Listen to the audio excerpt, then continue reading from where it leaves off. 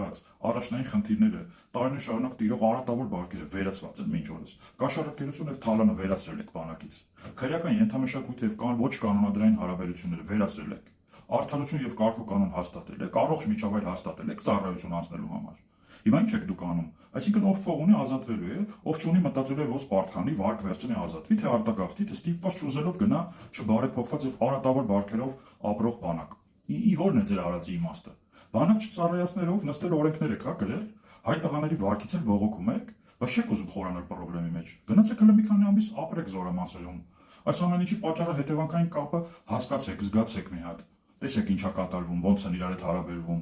Հարևան Ադրբեջանում մանկապարտեզից եւ դպրոցից ատելություն են քարոզում մեր նկատմամբ։ Մեզ արևելյան Ադրբեջան են համարում։ Մեզանից էլ 4 անգամ ավել բնակչություն ունեն։ Իսկ մենք ուժեղ բանակ կառուցելու փոխարեն թիթեռ ենք նկարում, քանդում ենք ամեն ինչ։ Դուք այդպես էլ չհասկացաք ինչ է բանակը, ինչ է ուժը։ Բանակը շատ կարևոր կյանքի դպրոց է, որը պետք է անցնեն մեր տղաները։ Իսկ իշխանությունը իր հերթին պետք է ապահովի բոլոր անհրաժեշտ պայմանները դրա համար։ Կարգ ու կանոն պետք է հաստատի այնտեղ։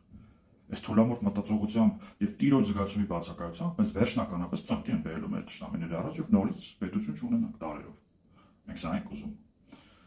Հայաստանի որակապես, գաղափարապես եւ ուժեղ նոր իշխանություն է անհրաժեշտ եւ անդիմություն, որպեսզի արժանապատիվ ապագա ունենա Հայաստանի Հանրապետությունը։